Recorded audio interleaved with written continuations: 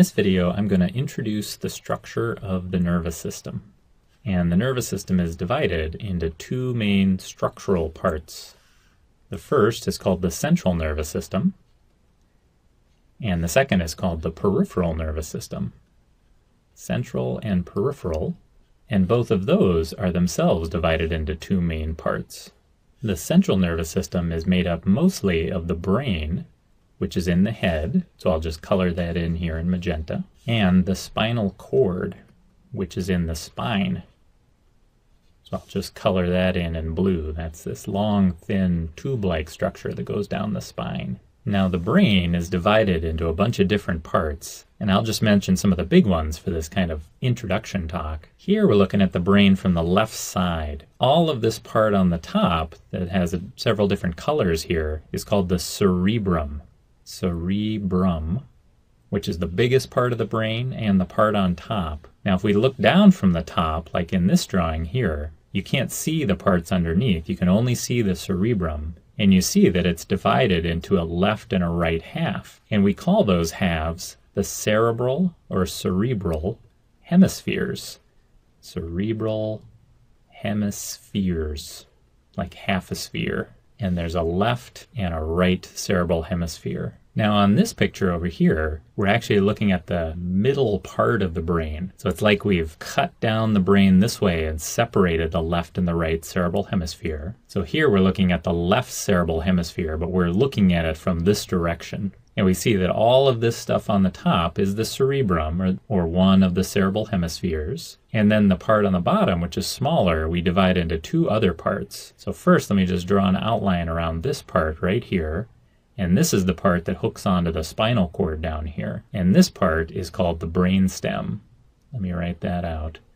Brain stem, which is all of this part right here that connects the cerebrum to the spinal cord that they've cut off down here on this picture. And then the brain stem itself is divided into three smaller parts. The very top part of the brain stem that connects to the cerebrum is called the midbrain.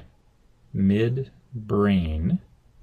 And the middle part that's just below the midbrain we call the pons.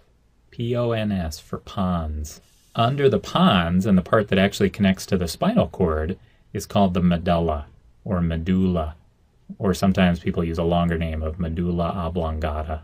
And then the last part, but not the least part of the brain, is this big part in the back that's behind the brainstem and connected to the brainstem. And this we call the cerebellum. Cerebellum.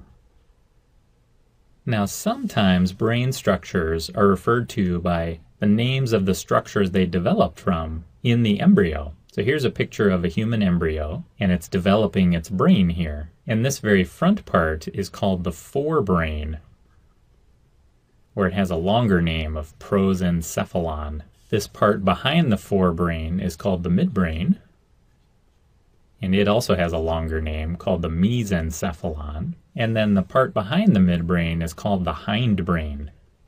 Hindbrain. And it also has a longer name of the rhombencephalon. So the forebrain is going to become the cerebrum. The midbrain is going to become the midbrain, just this part of the brainstem up top. And then the hindbrain will become the rest of the brain, the pons, the medulla, and the cerebellum. So just in case you hear people referring to structures in the brain by these names, that's where those names come from. They're from the developing nervous system. Here's a drawing of the spinal cord, this kind of long tube that runs down the spine. And there's a number of structures coming out of the spinal cord that I'll talk about next.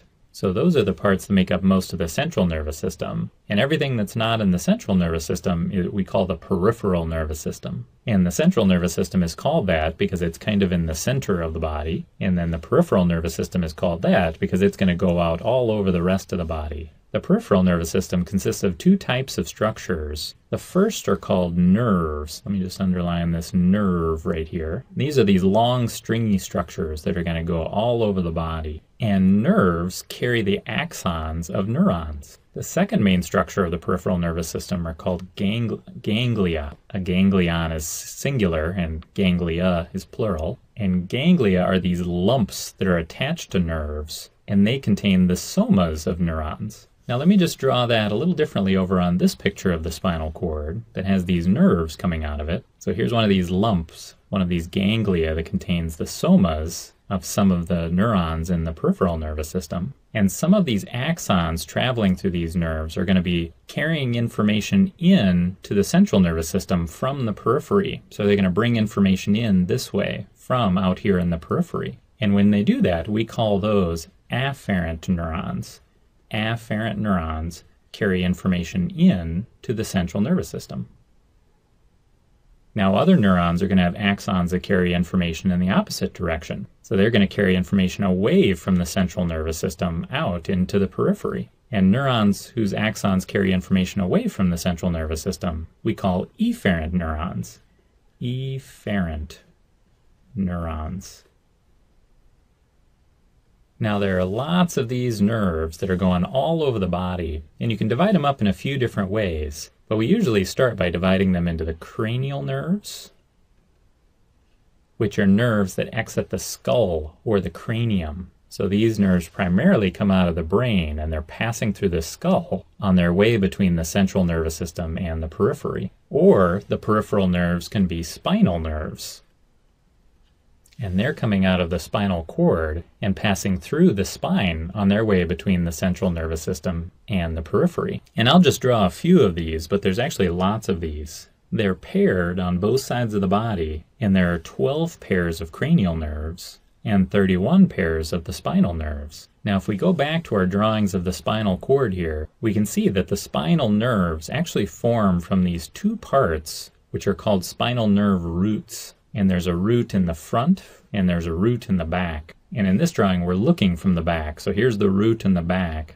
that has the ganglia. And the way these spinal nerve roots work are that the afferent neurons bringing information into the central nervous system travel through the spinal nerve roots in the back, and the efferent neurons that are carrying information away from the central nervous system travel in the spinal nerve roots in the front. And then they come together in the spinal nerves. So we call those mixed nerves, because they have a mix of afferent and efferent neurons usually. Now as any of these nerves travel from their proximal origin, proximal just meaning close to the center of the body, toward their distal ends, the word distal just meaning far away from the center of the body, or you can think of the word distant, all the nerves are going to branch repeatedly. So they're going to branch, and then they'll branch, and then they'll branch again, and they'll just keep branching into tinier and tinier branches, because they have a long way to go and they have to spread all the way out through all the way through the body. And these proximal parts of the nerves are big nerves that we can see with the naked eye. But once you get to these distal nerves, after they've branched a bunch of times, they actually become microscopic. And they're little microscopic nerves that go all over the body, connecting the entire body back to the central nervous system. And this is true for almost all of the cranial and the spinal nerves. Oh, I almost forgot here. I have this other drawing to show the cranial nerves. So here's a drawing of the brain looking up from the bottom. And all of these long, stringy-looking things coming out of the brain